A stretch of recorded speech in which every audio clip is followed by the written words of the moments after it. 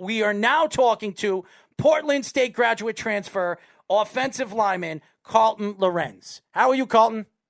Doing well. Appreciate you guys having me on. Absolutely. Well, Carlton, tell us how you and your family doing with this pandemic?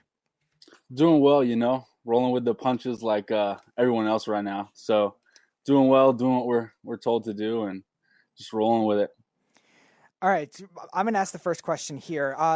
Your coach now, Bruce Barnum, you transferred to Portland State, an FCS school going from an SEC school in Vanderbilt. Is there any significant thing about him as a coach that really convinced you that Portland State was the place to go? It was kind of the whole package. I mean, it was the guys there, really like the guys, fit into the scheme well. They needed linemen, and the coaching staff. It was kind of everything. Every box was checked off. Coach Barnum is a great guy. So I was really excited about everything. So going back to when you were at Vanderbilt, it's the SEC. They're known for defense. You face a lot of tough pass rushers. A lot of them go into the NFL. Who was the toughest one you faced that stood out to you the most? I'd probably say our guy, Dio Odengbo. He's a Vanderbilt DN. He's long. He's probably 5'6", 6'6", strong, athletic. But, I mean, you see those all the time. There's, the edge guys in the SEC are different every year. They're always the best of the best. But I'd give it to our guy over at Vanderbilt, Dio. When you look at college football, the transition from the game from high school, what do you see to be the difference? Really just the size of the guys and everyone's attention to detail. It's, in high school you got the couple guys on the field at once who are going to be going and playing D1 or big-time ball. And at college, everyone's good. So it's the small things that make the difference. And once you get to that next level, so just the small, minute details would be the biggest change. In terms of the offensive line position as a whole, how do you think the position has evolved from when you started watching football to now that you're playing football? Yeah, I think it's changed in terms of guys can be smaller now. You see in the NFL with a 6'1" or 6'2" center. Now you need guys that can move well and that can be strong, but as long as you can move well. And so I think that's the biggest thing that I've seen change is before it was just the biggest guys you can find, the strongest guys, and now it's the best athletes who are also big. So we are talking to Portland State graduate transfer offensive lineman Carlton Lorenz. Now, Carlton, I called you Carlton. Are you a Fresh Prince fan? Just kidding. Anyways, when you look at the game, the offensive linemen, and you look at the NFL, most of these offensive linemen are 360 pounds. They're 6'3" or bigger, and they can move a bus, but they can't move you. What kind of, first of all, how big are you? How strong are you? And do you see yourself transitioning from college football to the NFL? Yeah, I'm about 6'4", 290. And, that's the goal. That's why you play. So the goal is to make it to that next level and just doing everything I can to get there. We see a lot of those smaller offensive linemen in more technique type offenses, a lot more exotic type offenses now with the RPOs. Do you think that's something that could be a new trend of the game where they don't value as much the bigger guys, the big mauler type guys, and they value those smaller, quicker linemen? Yeah, definitely. I think you see that already in the league and in college recruiting as well. Smaller guys that wouldn't usually get looked at are getting looked at because they're still strong and they can move well. And with offenses being quick now, and you need guys that can move and you want to get the ball out quick. So it's definitely a game that's evolving. So with the game evolving, so does the position. Portland State. Why Portland State? Yeah, we had a little bit of a relationship from junior college. They recruited me a little bit, and I knew someone there, and he had nothing but great things to talk about. JUCO teammate is there right now, and so I was talking to him once I went into the transfer portal, and I went to go visit, and I went with my parents, and it checked off every box, and I said, "Yep, this is it. This is where I'm supposed to be." So no more visits were taken, and that was it. You're entering a state now in Oregon that only has one pro team in the Portland Trailblazers, so they really definitely embrace their college sports over there.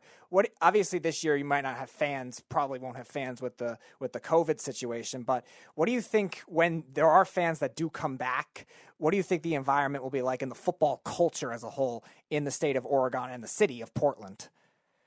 Yeah, like you said, I mean, besides the Trailblazers, it's the only sports show in town, so I think they like their football and they appreciate their football in their school. So, I mean, I hope that I get to experience that with my 1 year there, but also understand that very likely that we will be playing in front of no fans. So, as you guys know, we were talking to Portland State graduate transfer offensive lineman Carlton Lorenz. Now, when you look at the game, the transition of the game, and I say this because the NFL, these guys are bigger and faster and stronger. And you look at the college game and the transition. You went from high school to college, and now you're gonna play one more year of college football, and then obviously you're gonna go into the NFL draft.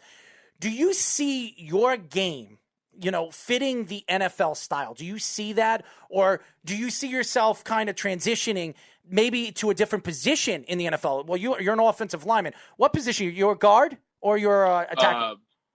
Played guard at Vanderbilt, and then played tackle in junior college, and then we'll probably be playing tackle at Portland State. Do you see yourself playing guard or tackle if you went into the NFL? Probably inside, just by sheer height. Mm-hmm. But I mean, there's guys my height that are playing tackle in the NFL. Not many, a couple. Probably can count them on my hand. But it's being done. So I mean, wherever I've done both, I can do both. So kind of wherever I'm needed, I'm cool with that.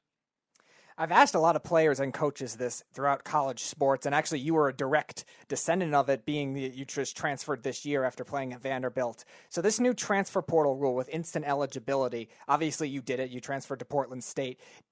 I'm being someone who transferred. Do you like that kind of rule, and do you think it should be implemented in other college sports too, or do you think that the players should still have to sit out?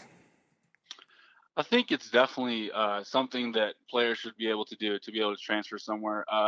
You'll see a coach leave a contract with 5-6 years left in it and go somewhere, and they're not sitting out. So why would it be any different? So I think it's a rule. I mean, you don't know people's reasons. Some guys, they have to go home for a family health issue or whatever the reason may be, or you just need to go to a new program. So I think players should have that ability to go somewhere and not be punished to sit out a year for them having to move. We are talking to Portland State graduate transfer offensive lineman Carlton Lorenz. Now, when you look at the game, and first of all, why did you choose the position, or the offensive line position? Did you have any thought to playing defense? Were you a running back in high school? Was that the position you started off playing, or you kind of maneuvered because of your size and your ability and your strength? Yeah, I mean, as most O-linemen, it's usually not something you pick. It's usually something they tell you to go do. Mm-hmm. So being one of the bigger guys as a kid, that's kind of what it is. Is you're going to play O-line, you're going to play D-line. I've played tight end, and I was a quarterback until high school. You were a quarterback? Oh yeah. How much did you weigh being a quarterback? Definitely too much, but I made it work. Well, obviously you're not a mobile quarterback then. Yeah, no, a little Ben Roethlisberger action for sure. In terms of NFL now, did you have any influences either at the offensive line position or even any other the other positions you played growing up that you model your game around? No one directly. I mean, I love watching different college and pro guys and taking little things from them and seeing how they do things, but no one specific. I kind of just try and take small things from different people's games and add them to mine. When you look at the offensive line, and a lot of offensive linemen that we have interviewed over the past couple of months, I ask him this question, and I'm going to ask you this question. As an offensive lineman, how important at the position, to be in sync with the other players on the line? What is the importance of being in sync with everybody on that line? Yeah, it's huge. I mean, you have 4 guys dominating their job and one guy not.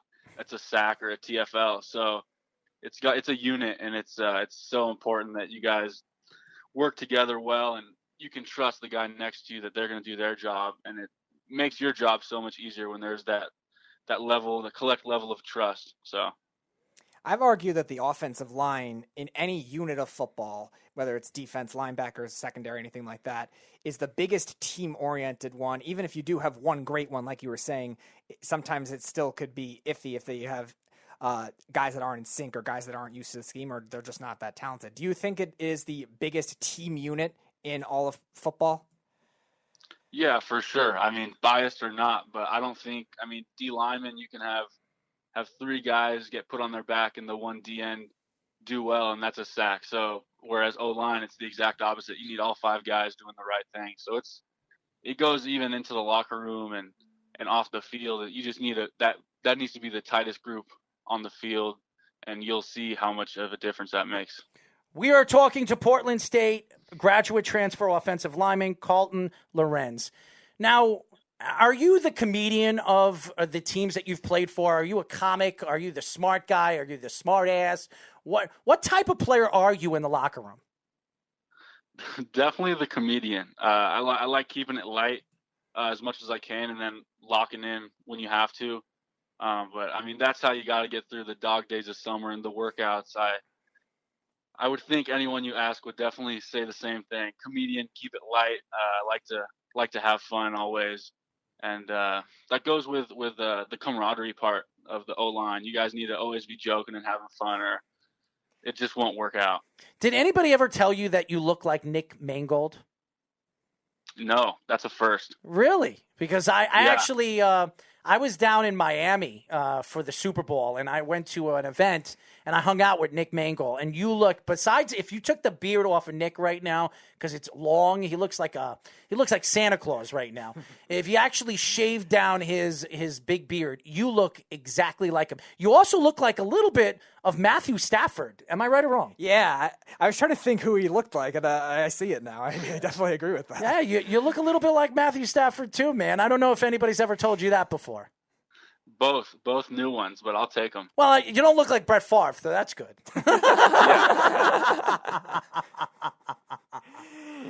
So being an offensive lineman, obviously you don't get a lot of plays that show up on the stat sheet a lot of the time. Have you ever been involved in a lot of crazy exotic packages? Maybe you line up as a running back, maybe you line up as a tight end or something like that throughout your college career or even at other levels playing in high school? And if so, what was it?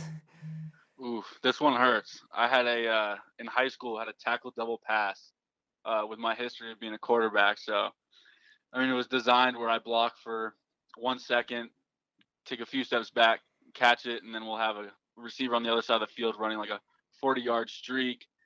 And so in practice, it worked tons of times, and we ran it against my old high school and caught the ball, was looking downfield. He was wide open. And as I was throwing it, obviously I wasn't looking in front of me. I was just looking downfield, not realizing there's 2 guys about to hit me. So right as I throw, I get hit and the ball flutters like 3 yards downfield. And my one shot of glory was ended there. So that was the last of that play. I will say that is one of the coolest play designs I've ever heard.